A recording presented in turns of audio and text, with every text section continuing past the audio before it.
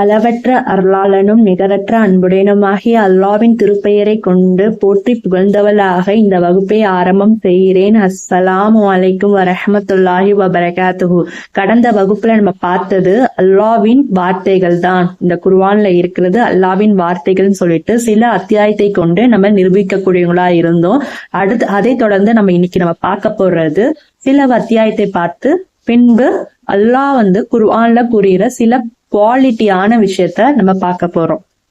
அல் பகரால அத்தியாயம் 2 வசனம் 257 இருந்து 260 அல்லாஹ் என்ன கூறுறான், அல்லாஹ் என்ன சொல்றான் சொல்லிட்டு அதனுடைய விரிவாக்கத்தை நம்ம இப்ப பார்க்கலாம்.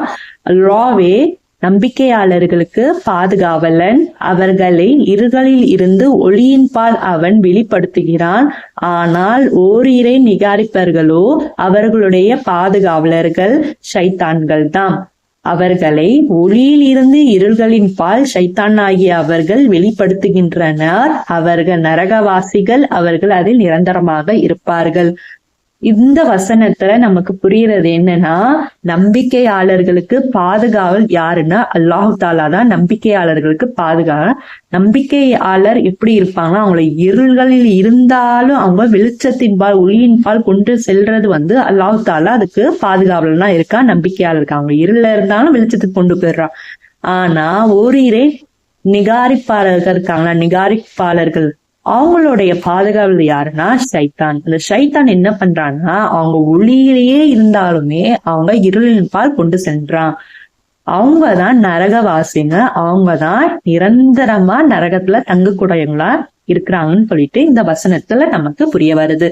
அடுத்தது 258 அல்லாஹ் தனக்கு ஆட்சியை கொடுத்த காரணத்தால் ஆணவம் கொண்டு இப்ராஹிமிடம் அவர்களுடைய இறைவனின் விஷயத்தில் தர்க்கம் செய்தானே, அந்த ஒருவனை நபியே நீ கவனிக்கவில்லையா? இப்ராஹிம் அவனிடம் என்னுடைய இறைவன் எத்தகையவன் என்றான், அவன் உயிர்ப்பிக்கவும் செய்வான் மரணிக்கவும் செய்வான் என கூறினார். அப்போது அவன் நானும் உயிர்ப்பிக்க செய்வேன் மரணிக்க செய்வேன் என்று கூறினான். அப்போது இப்ராஹிம் நிச்சயமாக அல்லாஹ் சூரியனை கிழக்கிலிருந்து உதயமாக்கி கொண்டு வருகிறான், நீ அதனை மேற்கில் இருந்து உதயமாக்கி கொண்டு வா என கூறினார். அல்லாஹ்வை நிகாரித்த அவன் பதில் கூற முடியாமல் திகைக்க ஆளாக்கப்பட்டான். அல்லாஹ் அநியாயக்கார கூட்டத்தினருக்கு நேர்வழி காட்ட மாட்டான். இந்த வசனத்துல நம்மளுக்கு புரிய வர்றது என்னன்னா, இப்ராஹிம் நபிக்கும் ஒருத்தவங்களுக்கும் 2 பேருக்கும் ஒரு விவாதம் போகுது. இப்ராஹிம் நபி அவன் கிட்ட என்ன சொல்றாங்கன்னா, என்னுடைய இறைவன் உயிர்ப்பிக்கவும் செய்வான் மரணிக்கவும் செய்வான் அப்படின்னு சொல்லிட்டு இப்ராஹிம் நபி கூறும் பொழுது, அப்ப அவனும் என்ன சொல்றான்னா, நானும் உயிர்ப்பிக்க செய்வேன் மரணிக்க செய்வேன் என்று அவன் கூறுறான். அப்படியா? இப்ராஹிம் நபி என்னன்னு சொல்றாங்கன்னா, அப்படியா, என்னோட இறைவன் கிழக்குல சூரியன் உதயமாக செய்யறான், அந்த சூரியன் கிழக்குல உதயமாற சூரியனை நீ மேற்குல உதயமாகி காட்டு அப்படின்னு சொல்லும் பொழுது அவனால எதுவுமே பேச முடியல. ஏன்னா இந்த விஷயம் அவனுக்கு உண்மைன்னு தெரியும், ஆனா அது அவனால ஏத்துக்க முடியல, செயல்படுத்த முடியல. அதுக்கு அவனால எதுவுமே இது பண்ண முடியல, திகைப்புக்கு உள்ளாக்கப்பட்டான்னு சொல்லிட்டு குர்ஆன் கூறக்கூடியதா இருக்கு. அவனால எந்த ஒரு பதிலுமே சொல்ல முடியல, அந்த கேள்வி கேட்டு எந்தோட பதிலுமே அவனால சொல்ல முடியல. அதுதான் அல்லாஹ் என்ன சொல்றான்னா, அல்லாஹ் அநியாயக்கார கூட்டத்தினருக்கு நேர்வழி காட்ட மாட்டான் அப்படின்னு சொல்லிட்டு இந்த வசனத்துல நமக்கு தெரிய வருது. அடுத்த வசனத்துல என்னன்னா 259 ஒரு கிராமத்தின் பக்கம் நடந்து சென்ற ஒருவரை நீ கவனிக்கவில்லையா? அந்த கிராமமானது அதனுடைய வீட்டு முகடுகளின் மீது இடிந்து விழுந்து கிடந்தது. அதை பார்த்து இவ்வாறு இது அழிந்துவிட்ட பின் அல்லாஹ் இதனை எவ்வாறு உயிர்ப்பிப்பான் என்று அவர் கூறினார். அப்போது அல்லாஹ் அவரை 100 ஆண்டுகள் வரை மரணம் அடைய செய்தார்.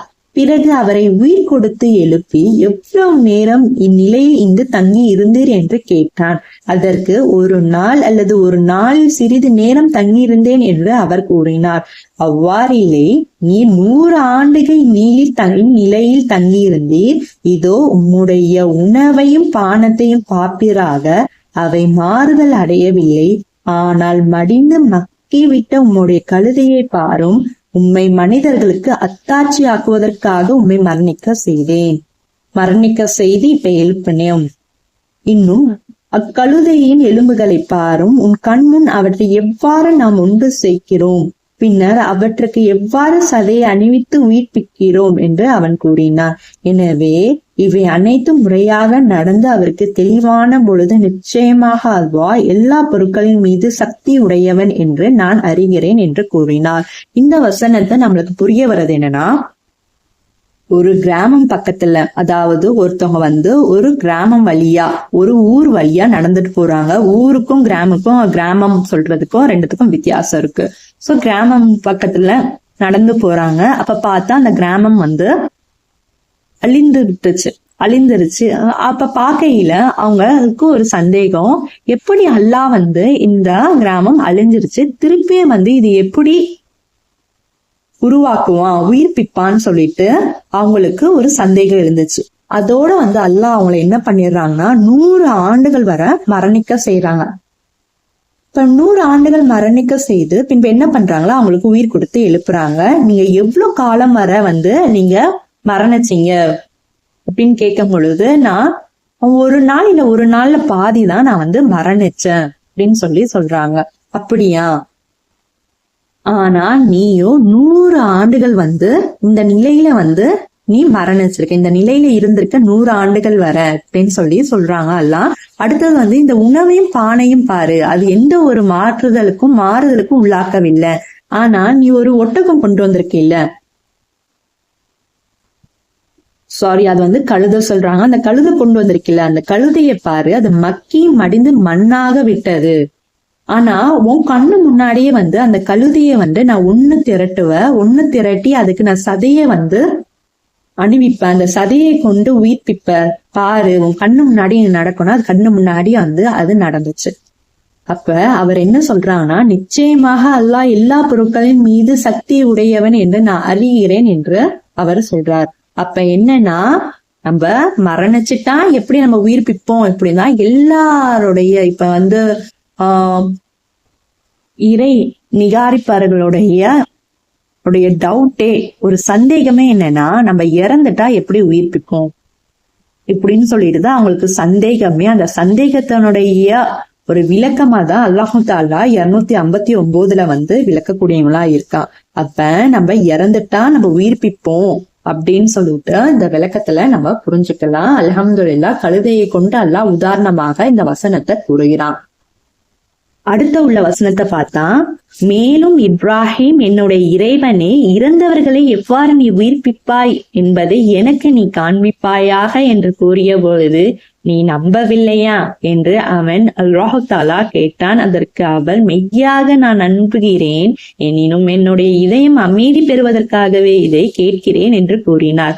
அவ்வாறாயின் பறவைகளில் இருந்து நாங்கை நீ பிடித்து அவற்றை உம்மிடம் வைத்து பழக்கி பின்னர் அவற்றை அறுத்து பிறகு ஒவ்வொரு மலையின் மீது அவற்றிலிருந்து ஒவ்வொரு பாகத்தையும் வைப்பீராக, பிறகு அவற்றை நீ அழைப்பீராக, உம்மிடம் அவை விரைவாக உயிர் பெற்று பறந்து வரும். நிச்சயமாக அல்லாஹ் யாவற்றையும் மிகைத்தவன், ஞானம் உள்ளவன் என்பதை அறிந்து கொள்வீராக என்று அல்லாஹ் தஆலா கூறினான். அதாவது இந்த வசனத்துல என்னன்னா, இப்ராஹிம் நபி அல்லாஹ்விடம் கேக்குறாங்க, இறைவா, இறந்தவங்களை நீ எவ்வாறு உயிர்ப்பிப்பன்னு சொல்லிட்டு எனக்கு நீ காட்டு அப்படின்னு கூறும் பொழுது அல்லாஹ் தஆலா கேக்குறான், இப்ராஹிம், நீ நம்பவில்லையா என்று அல்லாஹ் கேட்கிறான். இல்ல, நான் உண்மையாவே, நான் மெய்யாவே நம்புகிறேன், நான் நம்புறேன் இந்த விஷயத்த. ஆனா என்னுடைய இதயம் என்னுடைய உள்ளம் அமைதி பெறுவதற்காக தான் நான் இந்த பாரு நான் கேட்கிறேன் அப்படின்னு சொல்லும் போது அல்லாஹ் என்ன சொல்றான், ஒரு 4 பறவைய நீ பிடித்து அதை நீ உன் கூட நல்லா பழகிட்டு அந்த 4 பறவையை நீ அறுத்துரு. அறுத்துட்டு ஒவ்வொரு பாகம் இருக்கு, அந்த பாகத்தை ஒவ்வொரு மலையின் மேல நீ வெய்ய. அதுக்கப்புறம் அந்த பறவை நீ அந்த பறவை உயிர் பெற்று ஒண்ணு சேர்ந்து உன்னிடம் சேரும் அப்படின்னு சொல்லிட்டு அதுக்கு விளக்குறான். இப்ப 260 புரியுது, இறந்தவர்களை எவ்வாறு உயிர்ப்பிப்பான் இப்ராஹிம் நபி கேட்கும் பொழுது 260 அல்லாஹ் தஆலா விளக்குறான். ஒரு மனிதன் ஒரு கிராமம் அழிந்துச்சுன்னா அது எவ்வாறு உயிர்ப்பிப்பான், எப்படி மரணிச்சா உயிர்ப்பிக்கிறது அப்படின்னு கேட்கும் போது, ஒரு மனிதன் கேட்கும் பொழுது 259 அல்லாஹ் தஆலா விளக்கக்கூடியவனா இருக்கான். அடுத்து அனுபவம் அறிவு ஓட நம்ம குர்ஆனை அணுக வேண்டும்.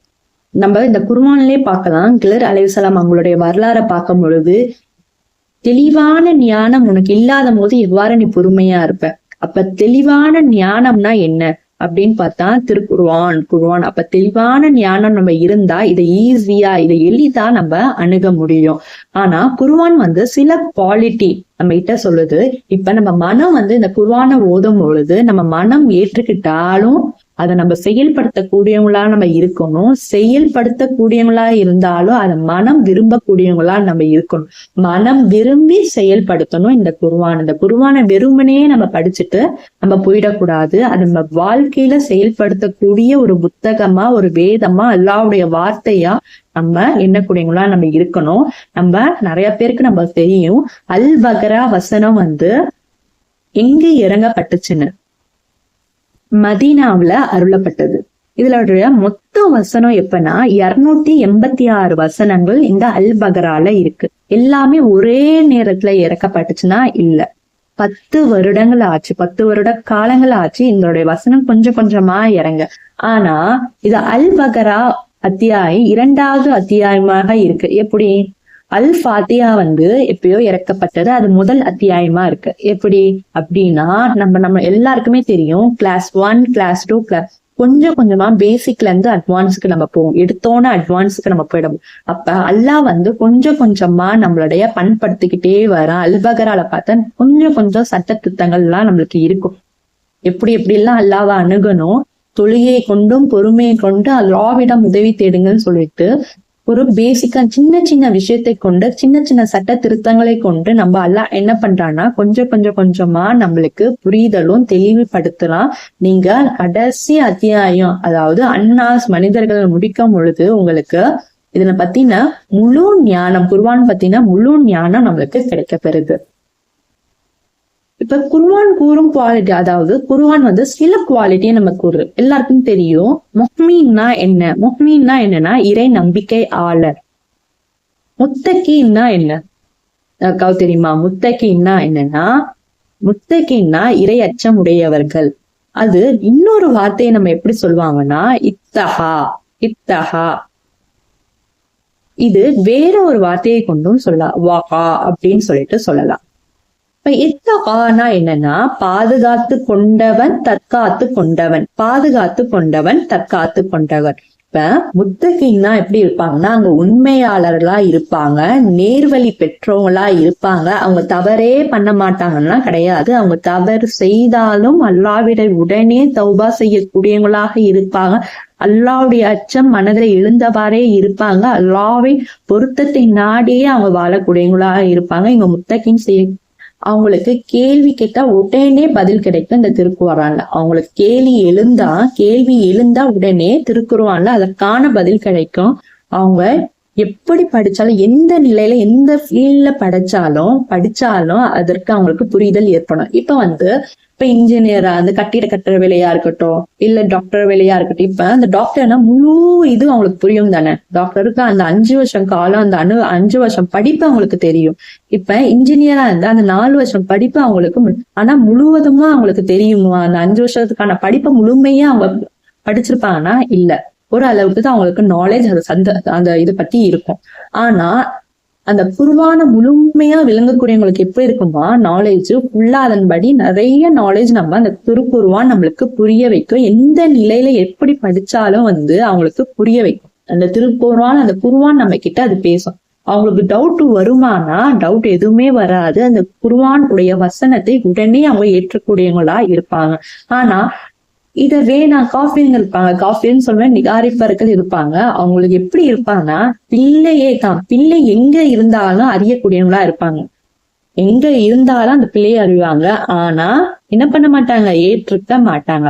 என்னுடைய வசனம் உண்மைதான் தெரியும், அவங்களுக்கு நல்ல தெளிவா தெரிஞ்சோ அதை என்ன பண்ணுவாங்கன்னா நிகாரிப்பார்க்கூடியவங்க இருப்பாங்க, நிகாரிக்கிறவங்களா இருப்பாங்க.